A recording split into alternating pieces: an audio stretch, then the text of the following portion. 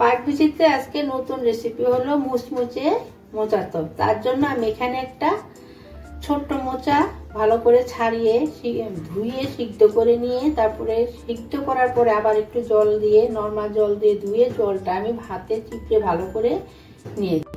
দেখুন এখানে দুটো আলু নিয়েছি, একটা মিডিয়াম একটা বড় আলুটা আমি একটু কেটে নিয়েছি।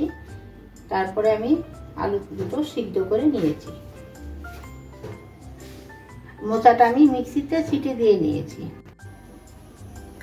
দেখুন মোচার চপ বানানোর জন্য সবার প্রথমে মোচার পুরটা তৈরি করে নেব। তার জন্য আমি গ্যাসে একটি ননস্টিক কড়াই বসিয়ে 2 টেবিল চামচ সাদা তেল দিয়ে গরম করে নিয়েছি। এখন চা চামচের হাফ চামচ সাদা জিরে দিয়ে দিচ্ছি। সাদা গোটা জিরেটা এখন আমি 30 সেকেন্ডের মতো ভেজে নেব। দেখুন আমার জিরাটা ভাজা হয়ে গেছে। এখন আমি একটা মিডিয়াম সাইজের পেঁয়াজ কুচি করে কেটে নিয়েছি, এটাকে দিয়ে দিচ্ছি। এখন আমি গ্যাসটা লো টু মিডিয়ামে রেখে পেঁয়াজটাকে 2 মিনিটের মতো ভেজে নেব।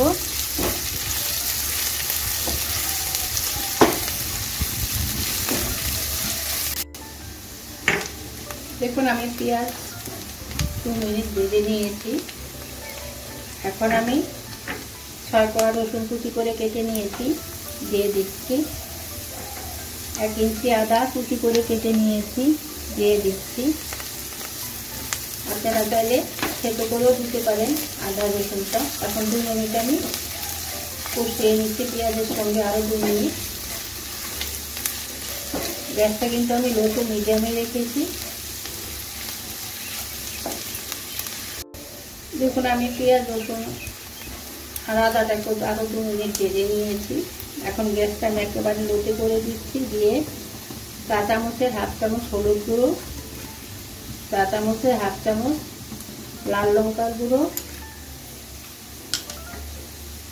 একটা কাঁচা লঙ্কা আমি কুচি করে কেটে নিয়েছি, দিয়ে দিচ্ছি।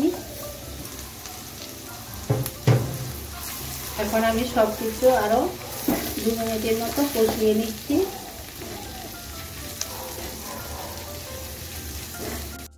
দেখুন আমি আরো 2 মিনিট কষিয়ে নিয়েছি। এখন আমি আগে থেকে সিদ্ধ করে রাখা মোচাটা দিয়ে দিচ্ছি।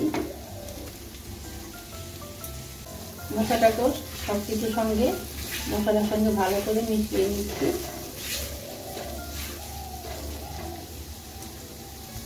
বাইন্ডিং এর জন্য 2টো আলু আমি দিয়ে দিচ্ছি।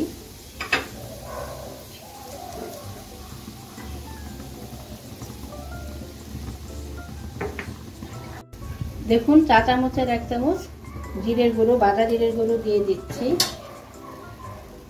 ভাজা বাদাম দিয়ে দিচ্ছি।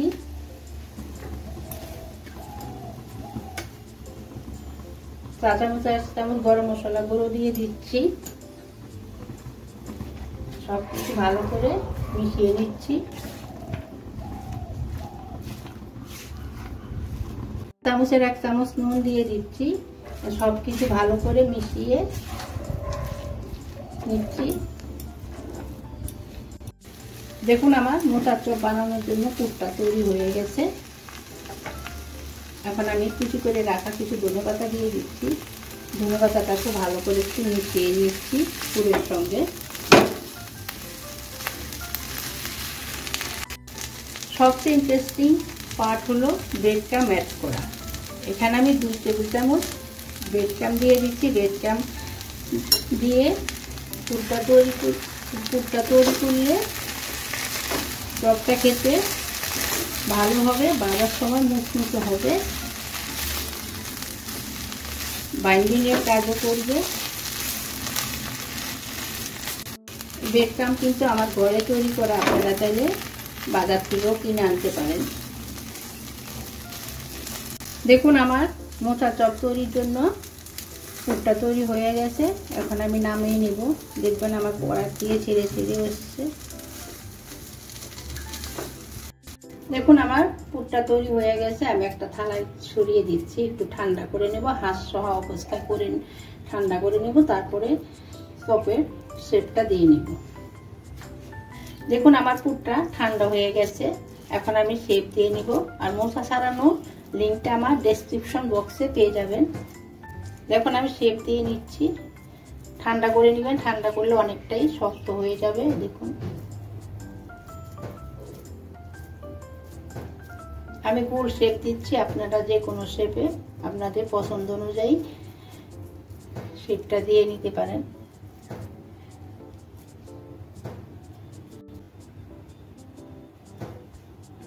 দেখুন আমি দ্বিতীয়টা বানিয়ে নিচ্ছি। আমি যেভাবে বানালাম পুরটা আপনারা সেভাবে বানিয়ে নেবেন। পুরটা খেতে যতটা ভালো হবে আপনার চপটা ততটাই ভালো হবে। এখন আমি সবগুলো এইভাবে আমি এখন শেপ করে নেব। এখানে সাইজটা ছোট বড় আপনাদের পছন্দ অনুযায়ী করতে পারেন। দেখুন আমি মোচার চপ বানানোর জন্য শেপ দিয়ে নিয়েছি। কোটিং করার জন্য আমি একটা পেস্ট তৈরি করে নেব। তার জন্য এখানে 1 কাপ ময়দা নিয়েছি, 2 টেবিল চামচ কর্নফ্লাওয়ার দিয়ে দিচ্ছি,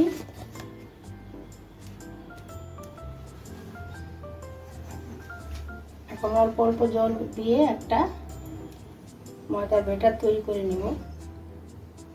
এখন অল্প অল্প জল দিয়ে ভালো করে একটা ময়দার ব্যাটার তৈরি করে নেব। দেখুন আমি এখন কোটিং করে নেব। প্রথমে আমি এই ময়দার ব্যাটারে দিয়ে দিচ্ছি।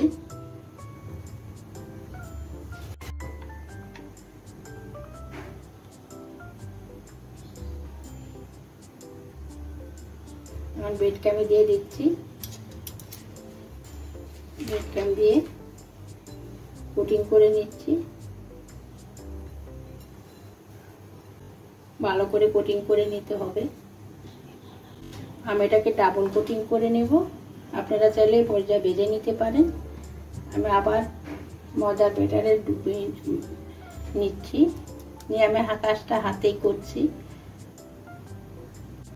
ব্রেড ক্রাম দিয়ে দিচ্ছি। এভাবে আমি সবগুলি কোটিং করে নিচ্ছি। দেখুন আমার মোচার চপের কোটিং করা হয়ে গেছে। এখন আমি ভেজে নেব। দেখুন একটা ননস্টিক কড়াইতে আমি সাদা তেল দিয়ে গরম করে নিয়েছি। এখন আমি চপগুলো ভেজে নিব।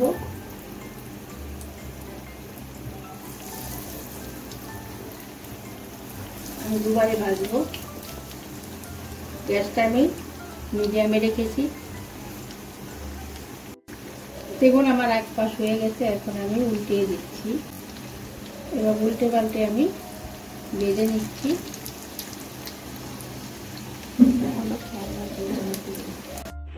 একটা বড় হয়েছে, বড়টা মাঝখানে দিবি না? ঠিক আছে বলো। দেখুন আমার মোচার চপ তৈরি হয়ে গেছে।